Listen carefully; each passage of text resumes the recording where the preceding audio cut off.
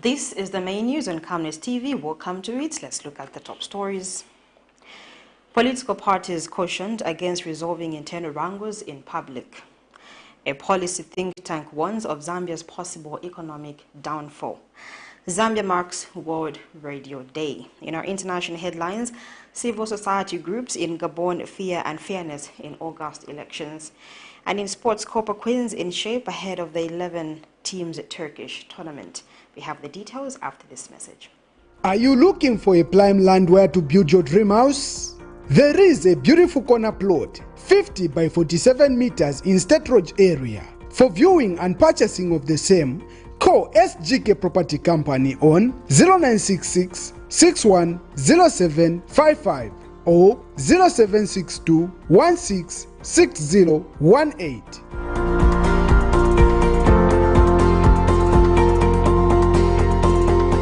Secure your future by settling in a nice and peaceful area.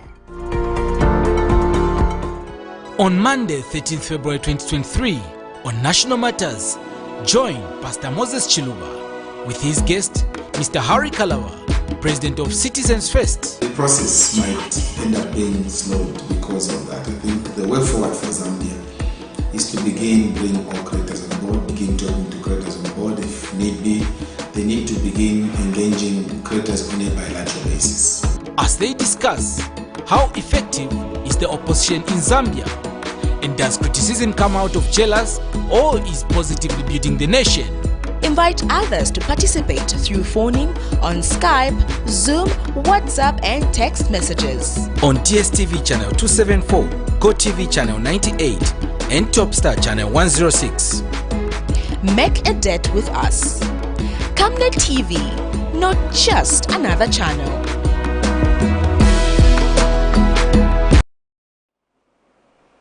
Thank you so much for tuning in to present the news. My name is Louisia Nalupumbwe, and now the main news in detail.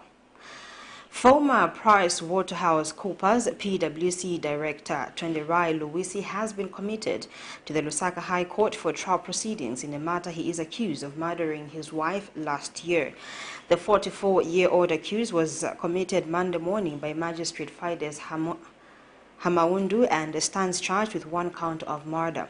He is accused of murdering his wife on the 10th of December 2022 using a sharp instrument. We have details in the following report. Since his arrest last year on allegation that he murdered his wife in cold blood, former PricewaterhouseCoopers Director Twenderai Luisi made his appearance before the Lusaka Magistrate Court Monday morning.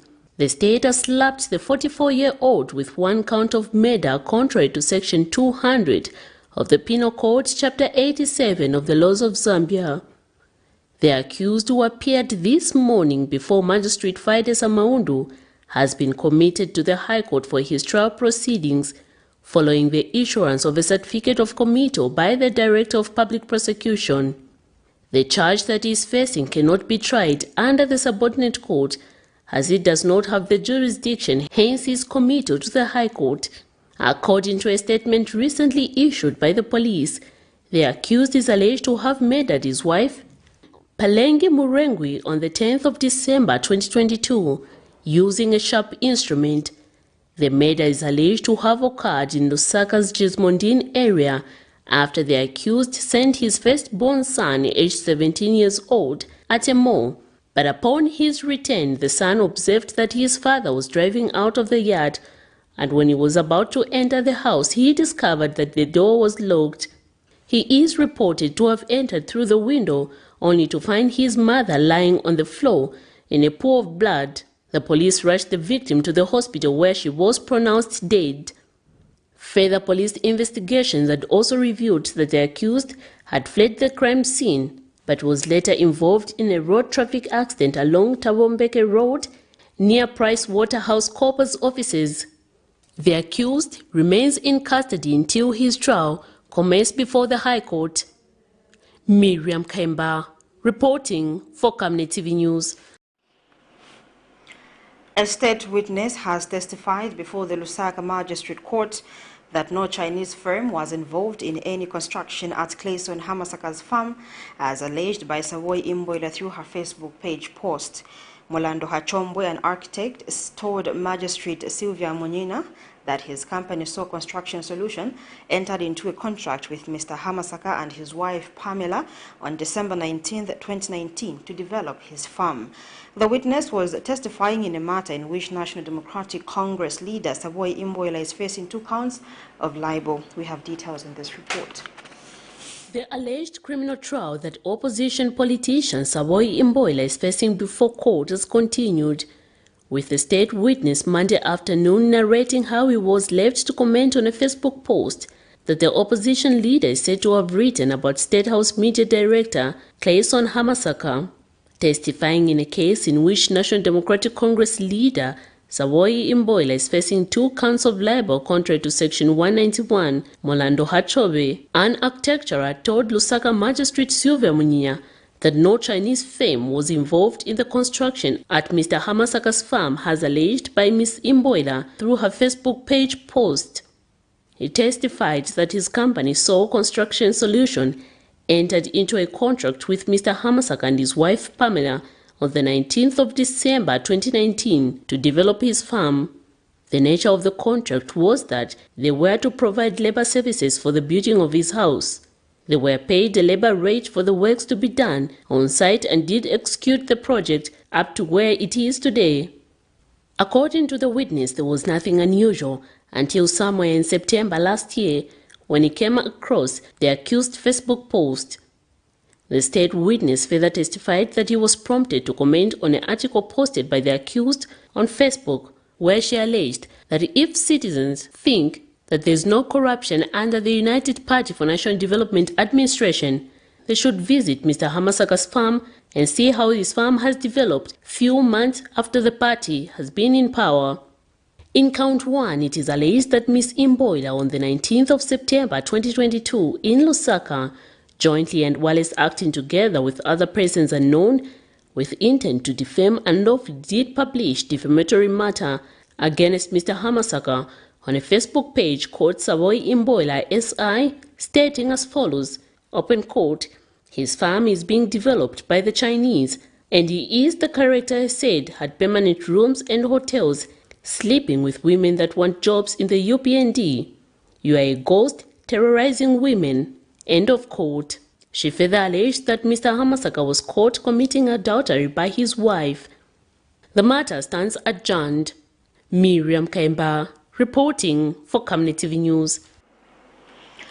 School-going children at Kasenga Dani Primary School in Chongwe District are walking distances of at least 2 kilometers to access clean drinking water after the only hand pump at the school stopped working over 8 months ago. Kasenga Ward Councillor Bright Sacholi says while the school has 2 water taps, the supply is erratic, often leaving the pupils with no water. He states that the hand pump needs urgent renovation to safeguard sanitation at the school. We have details by Zipporah Mshala. Water, which is one of the basic human needs, is still a challenge in most rural areas, and not even schools are spared. This is the problem currently prevailing at Kasenga Dene Basic School in Chongwe District of Lusaka Province, leaving pupils having to source water from a stream located about 2 kilometers away from the school, when water cannot be accessed from taps at the school. Area Councillor Bright Sacholi says the situation has been worsened by the lack of a hand pump at the school as it got damaged a few months ago. So it's a big challenge, not only to the school going, even the teachers surrounding this area. So it's a major challenge. And then what transpired to this borehole is that it needs the pipe to be repaired, I think 15, and also the roads. That's why you can see it's not even... So that's the major challenge which we are facing according to our this borehole. When water goes, the challenge are a lot, because where they draw water, sometimes it's the streams where the water is passing, and as a result, sometimes we might feel our school-going children they can get disease. He has also noted the need to ensure that the school is renovated, stating that just like many other schools, the basic school has dilapidated infrastructure, inadequate school desks, as well as school stationery. As you can see, I think we have how many blocks? Just 3 blocks of classrooms, and 3? Yeah, just 3 blocks of classrooms, and they are not enough. and looking at the number of our students which are enrolled at this same school. And then coming to the desk, yes, we don't have adequate desk for my school. That's why if maybe you go for the classrooms, you notice that there are some of these students which are not on the chairs. Why? Because we don't have that enough of desk. The councillor hopes that these issues will be resolved soon, with his highest concern being that of water availability to promote sanitation at the school. Zipporah Mshala, Camnet News, Chongwe District. The Public Service Commission has warned health workers against bad attitudes towards work, as it has been affecting the delivery of service in public health institutions. Speaking at the induction of the Human Resource Management Committee for the Ministry of Health in Lusaka Monday, Commission Chairperson Peter Mumba says the Commission has received numerous complaints from members of the public regarding the poor quality of service being offered by health practitioners. Meanwhile, the Commission has delegated some human resource management functions for officers in salary scale C2K to line ministries, among them the confirmation of officers in acting positions. More in this report. Health workers in the country have come under attack owing to the poor work attitude that has left many members of the public complaining on the quality of health services being provided in health facilities. The Civil Service Commission is equally not happy with the laissez-faire attitude being exhibited by some health professionals and some civil servants at large. Speaking at the induction of Human Resource Management Committee for the Ministry of Health in Lusaka Monday, Civil Service Commission Chairperson Peter Mumba has warned those who have a bad attitude towards work to desist from such conduct and thrive to be professionals. You'll agree with me that service delivery in our health institutions, facilities, is not up to scratch. And the people out there are complaining. And the people who can make that change,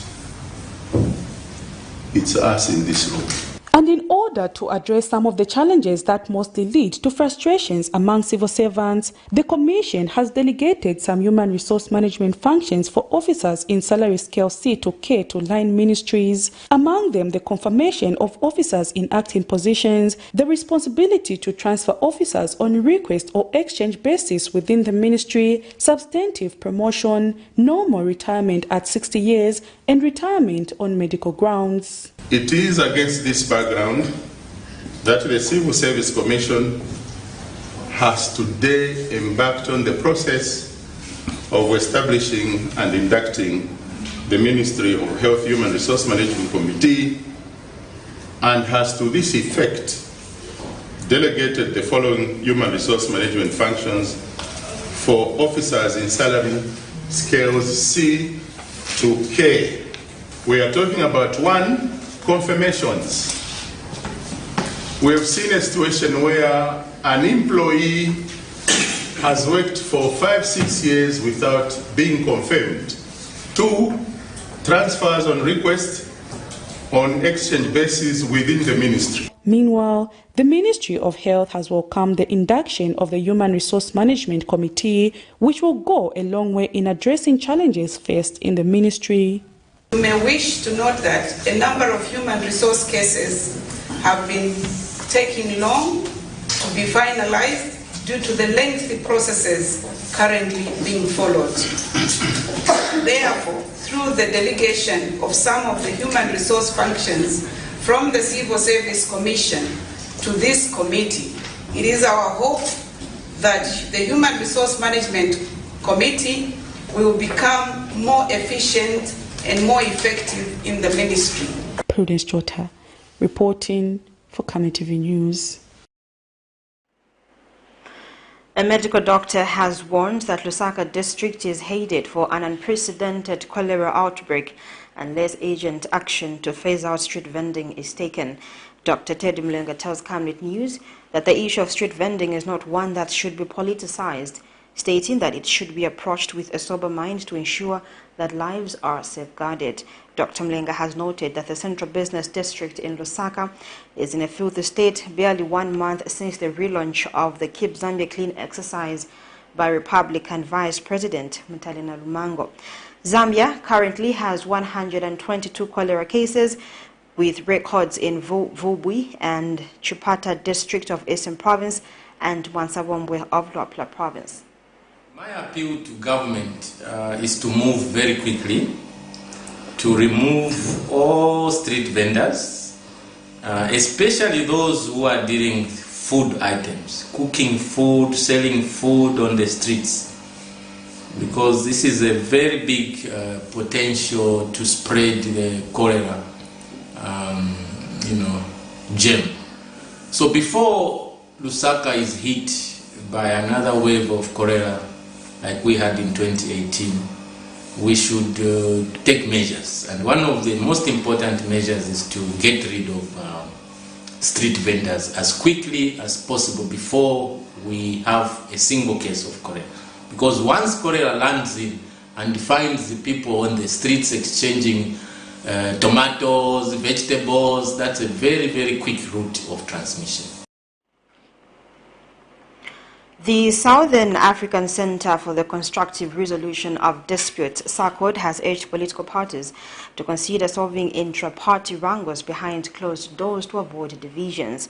In an interview, Mr. Chembe says the ongoing wrangles within the Patriotic Front Party, which is the largest opposition political party, are threatening its very own existence.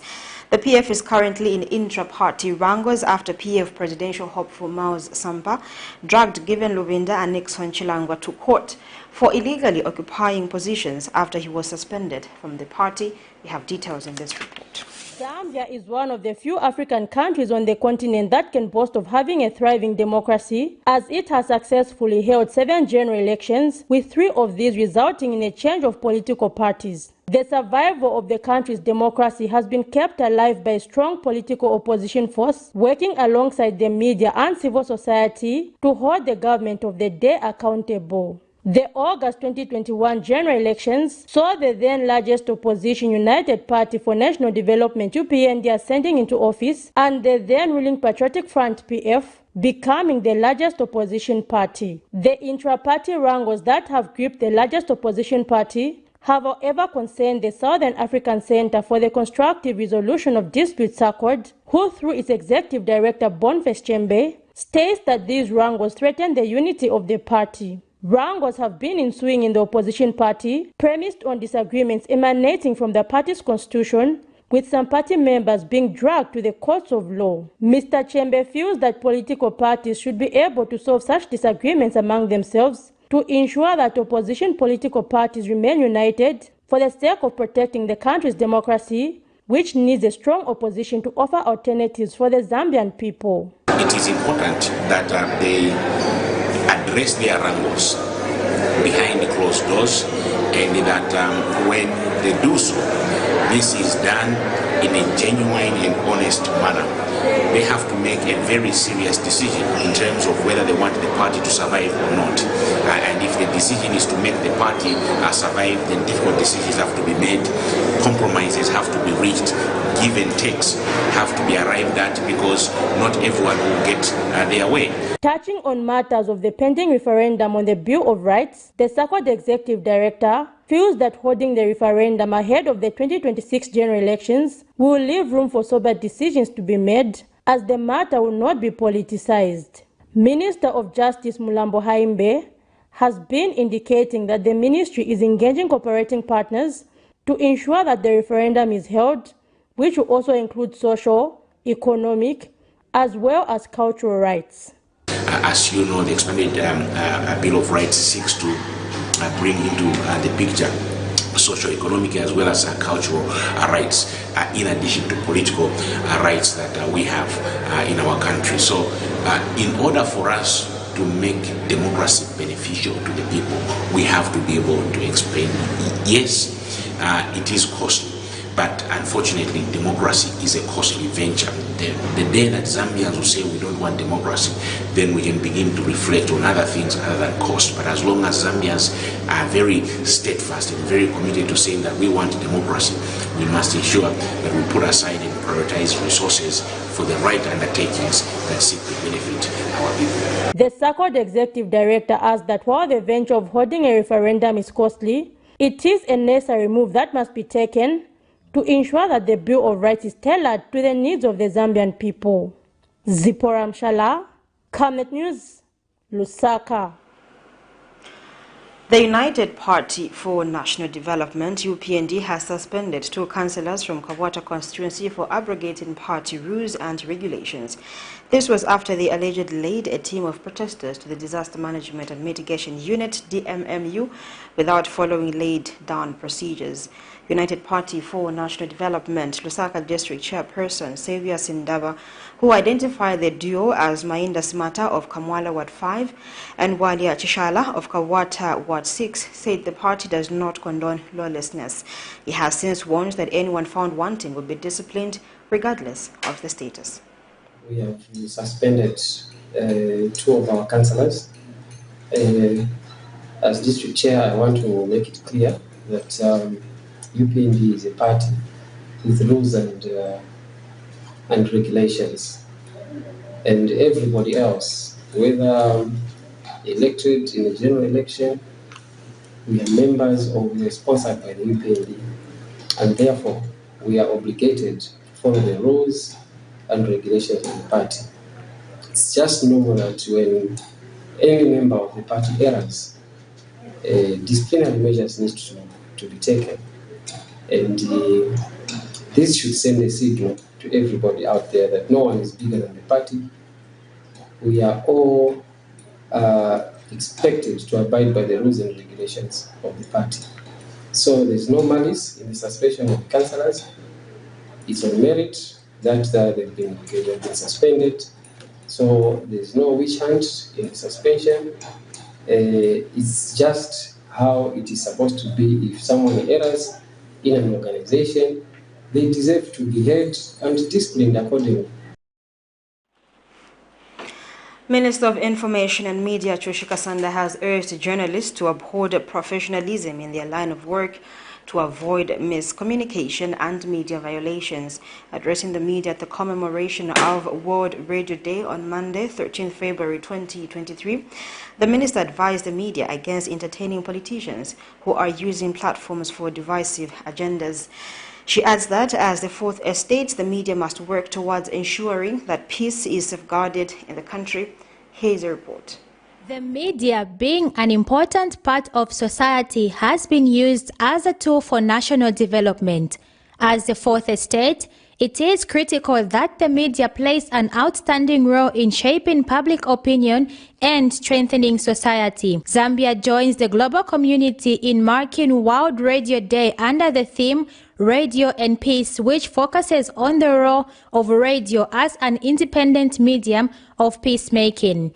Monday, 13th February, Minister of Information and Media Chushi Kasanda officiated the event for this year's commemoration. In particular, I note with appreciation that the activities to commemorate this year's World Radio Day include panel discussions and various pertinent issues around radio.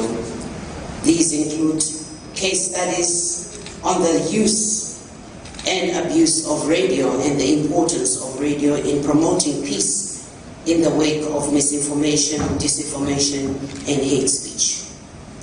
The innovation is commendable and a departure from the usual march past, song and dance to a more focused engagement among stakeholders in commemorating this day. The minister has reminded radio journalists and producers to uphold professionalism to ensure that politicians do not use their platform to perpetuate politics of insults and hate. The day is also an opportunity for players in this sector, among them journalists and producers, to reflect on their ethical and professional obligations to use radio responsibly and constructively. This therefore calls for serious introspection among radio journalists, producers, and all other players in this industry, to ask ourselves how they are using the radio, as it has a power to build or destroy. Lately, we have heard irresponsible statements bordering on the hate speech by some selfish individuals. As government, we call upon all radio stations in the country to ensure they contribute to peace building by not allowing anyone to use their stations to encourage tribalism, division, and disunity in the country. Beatrice Chabaya, Camnet News, Lusaka. Thank you, Beatrice, for that report. Just now we take our first set of commercials. When we get back, we have more stories. Your skin is the biggest muscle in your body. That's why we make sure that Oracle is #1 when it comes to taking care of your precious skin. Oracle Pure Petroleum Jelly and Glycerin soothes, moisturizes, and keeps your skin perfect. Oracle Pure Petroleum products for that perfect skin. In our quest to save nations and develop Africa, Savenda is investing in the agriculture sector so as to produce supply for both local and international markets, housing over 12,000 pullets that are nurtured and fed with our locally made stock feed that comes from our own locally grown maize and soya beans, all processed from our recently installed milling and mixing plant. Our over 95,000 layers have an output capacity of over 1,500 trays of fresh eggs per day that are carefully selected and packaged for all the leading stores and supermarkets nationwide. Our greenhouses are fitted with the latest irrigation system, and the seedlings are nurtured to ensure only healthy plants reach the fields. With our deliberate planting schedule, we are better placed to supply constantly without interruption, thus reliable. Savenda Farms is also changing lives of its dedicated workforce drawn from the local community and beyond. So the next time you think fresh and green, think Savenda Farms. What do you know about Zambia? Musiva po chani pari Zambia. Maishiva po shi pachalo chenu. Let your knowledge about Zambia earn you up to 5,000 kwacha cash daily on the Smart Quiz. For you to be part of this empowering show, all you have to do is subscribe daily with 10 kwacha only. Dial *265 *13990 hash on any network. Questions will be posted every morning on the Vim TV and General Consult Facebook page and Camnet TV Facebook page. Follow our Facebook pages so that you do not miss out. On the 14th of February 2023 at 18:30 on Camnet TV, channel 274 on DSTV, 98 on GoTV, and channel 106 on Topstar. Be entertained, educated, and empowered on the Smart Quiz. Be smart. Are you looking for a prime land where to build your dream house? There is a beautiful corner plot, 50 by 47 meters in State Road area. For viewing and purchasing of the same, call SGK Property Company on 0966 610755 or 0762 166018.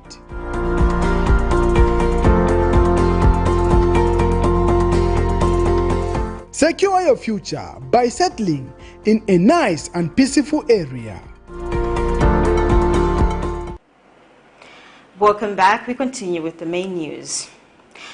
In other news, the Zambia Institute of Policy Analysis and Research has opposed the central bank's decision to increase the statutory reserve ratio by 2.5% basis points in an effort to contain the depreciation of the Zambian kwacha.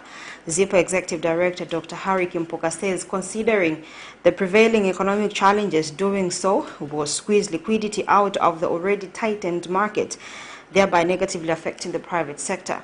Dr. Mpuku says what government should have done instead is to stabilize the local currency and look to other alternatives such as the open market operation and the monetary policy rate. Dr. Mpuku has since advised government not to adjust the policy rate upwards in its next policy announcement, adding that doing so will completely shut the private sector, which will lead to some business closing. We have details in the following report.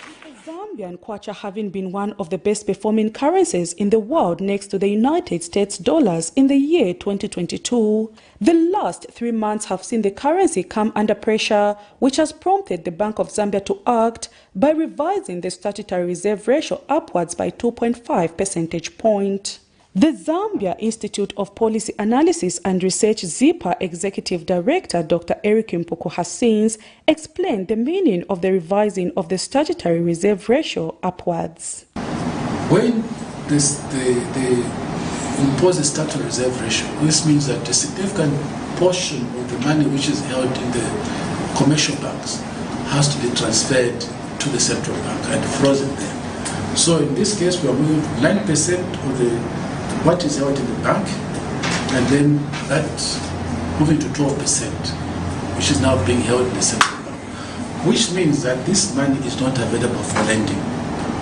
It's no longer available for lending, it's frozen in the bank. The Institute has since opposed the decision taken by the central bank to revise the statutory ratio to 11.5% from 9% in an effort to contain the depreciation of the Zambian kwacha. Dr. Mpuku says doing so will squeeze more liquidity out of the already struggling economy, which will lead to the collapse of the private sector as they will have no resources to spend. He has cited that in 2019, when a similar decision was taken by the central bank, despite having stabilized the local currency as intended, the lending rates were adjusted upwards while the country went into recession. What we are saying, if the private sector is not able to borrow for productive activities, that means their contribution, their output is going to diminish.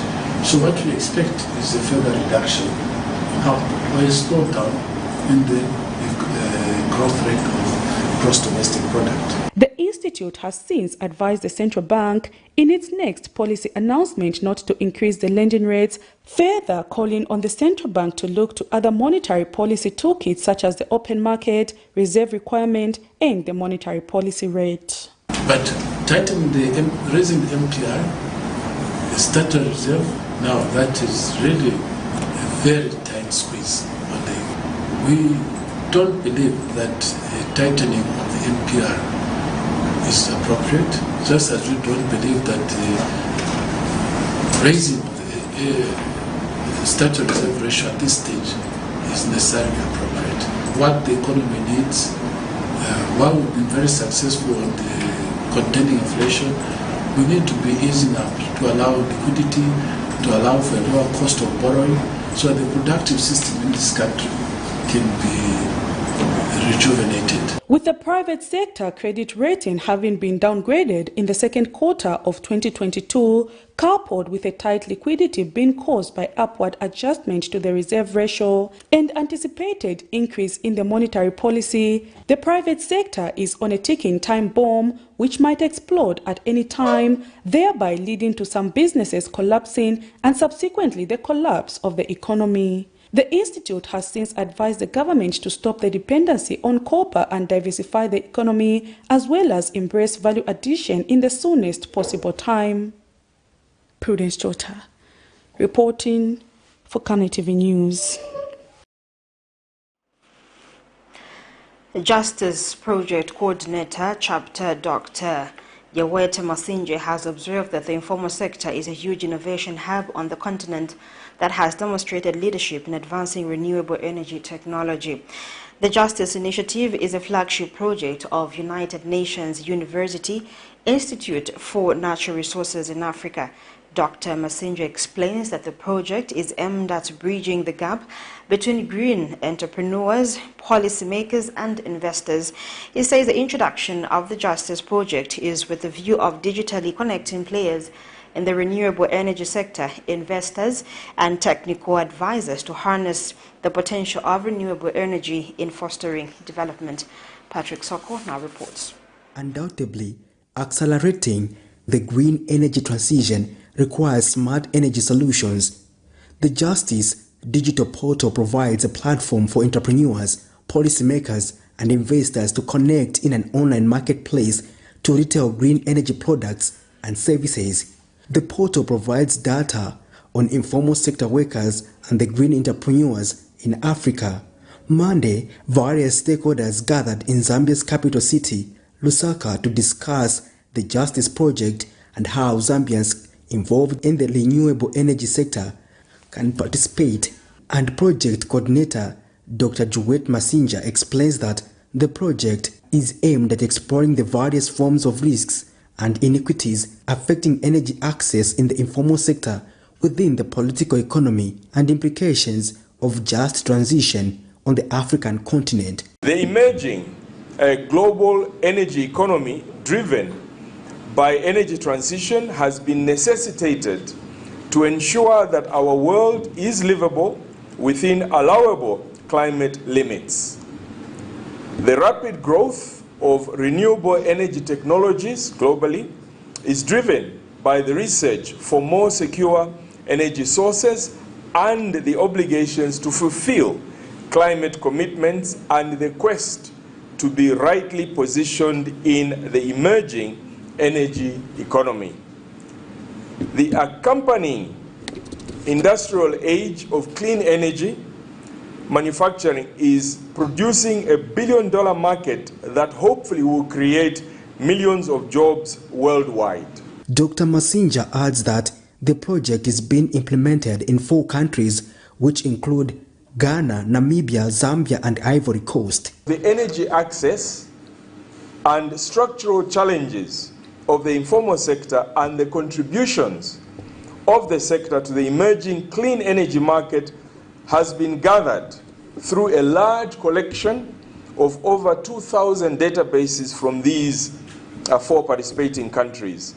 And these data sets include field interviews of informal sector workers across 8 major urban centers of the respective participating countries, including those from peri-urban and rural areas in Zambia and Namibia respectively. The 2-day meeting will see stakeholders make recommendations to the online portal to make it more user-friendly to various categories of users. Patrick Soko, Camnet News. Minister of Green Economy and Environment, Engineer Collins Nzovu, has challenged the Engineering Institute of Zambia to show leadership by ensuring that the economic growth of Zambia is anchored on low-carbon developments which ensure resource efficiency, biodiversity protection, and environmental protection. He encouraged the institution to ensure that the country corrected bad legacy issues of bad quality, high cost, and illegal extensions of timelines for infrastructure projects by contractors. He called for stiffer punishment for engineers and consultants responsible for shoddy works.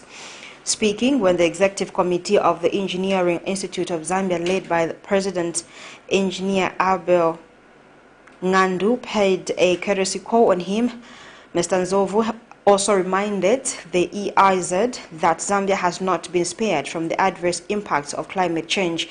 And EIZ President Engineer Abel Ngandu said the institution is willing to partner with the government to improve service delivery and consultancy services with regards to infrastructure development that will stand the shocks of climate change. Chief Sandwe of the Nsenga people in Eastern Province has called on the government to assist in transforming his chiefdom into a vibrant center for social and economic development. Chief Sandwe placed an emphasis on the provision of services such as schools, health facilities, roads, and communication towers through the Constituency Development Fund, CDF. Meanwhile, the traditional leader has thanked government for its quick response for coming to the aid of Kayinza village residents whose household properties and crops were swept away by flash floods following the continuous rainfall experienced in the area.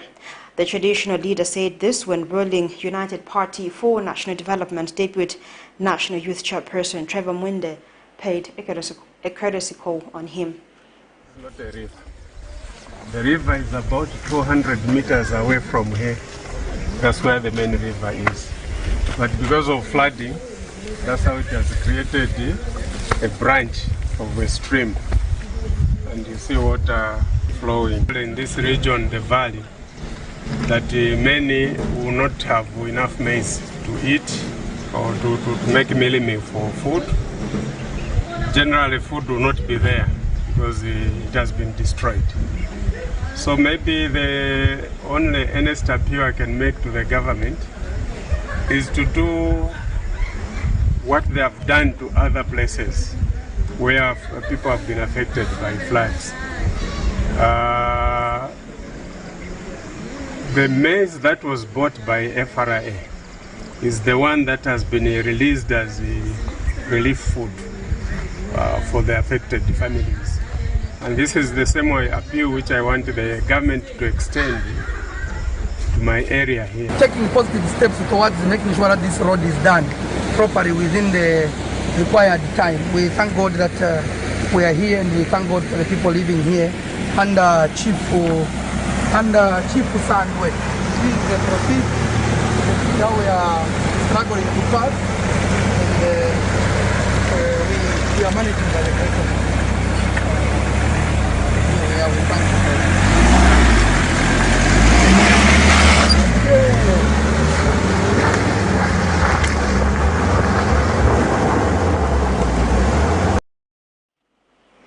We go on our last break. When we get back, we have the rest of the news. Are you looking for a prime land where to build your dream house? There is a beautiful corner plot, 50 by 47 meters in State Road area. For viewing and purchasing of the same, call SGK Property Company on 0966 610755 or 0762 166018.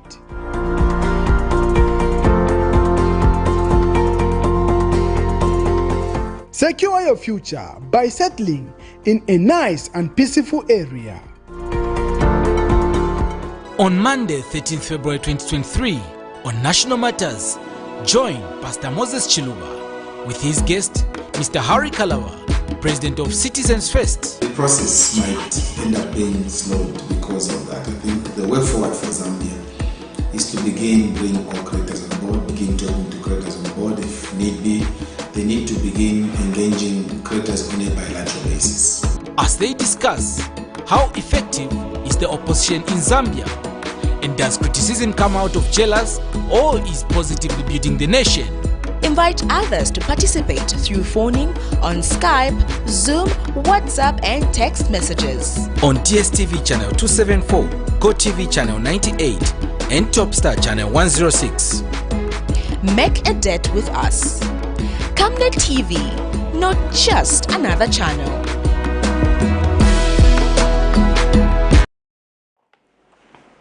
Welcome back. Time now for international news. Chad Monday began trying 150 rebels accused of causing the death of President Idris Deby. The trial will take place in Claysom in a high-security prison, a local news website reported, citing judicial sources. And now the suspects belong to the Front for Concord and Change in Chad, the rebel movement which launched an offensive to overthrow Chad's government from its rare bases in Libya in 2021. They are being charged with terrorism, enlisting child soldiers, undermining state security, and assassination of a sitting president. Meanwhile, groups representing civil society groups and clergy in Gabon say they are being excluded from talks in preparation for presidential elections in August. Here's a roundup of international news. Chad will on Monday begin trying 150 rebels accused of causing the death of President Idris Deby. The trial will take place in Kilesum in a high-security prison, a local news website reported, citing judicial sources. The suspects belong to the Front for Concord and Change in Chad, the rebel movement which launched an offensive to overthrow Chad's government from its rare bases in Libya. They are being prosecuted for terrorism, enlisting child soldiers, mercenarism, undermining state security, and the assassination of a sitting president. Idris Deby was killed on the front line in April of 2021 while overseeing the army's operations to drive back the rebels. He had just won a new mandate in a vote criticized as fraudulent. With the help of France, Chad's new military rulers were able to stop the rebel advance.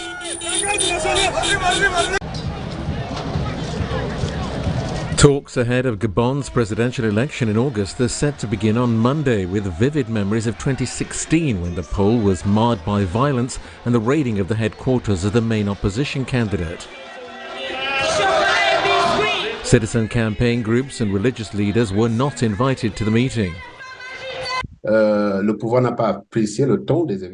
government did not appreciate the tone of the bishops, he says. They spoke in the presence of the Vatican representative and the civil society, which has always been critical of the management of public affairs and their organization.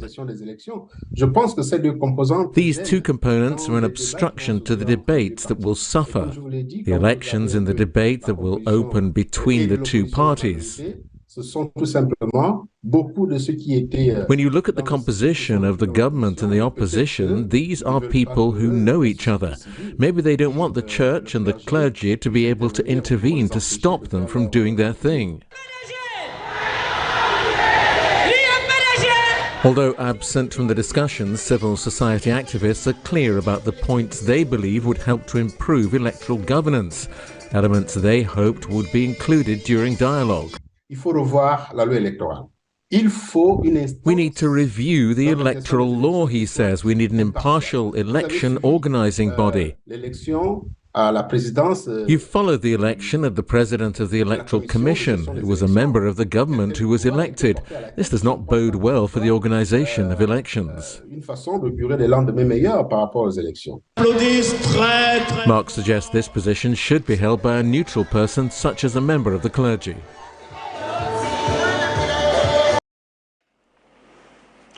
And that is all the news we could accommodate in our international news. Time now for sports.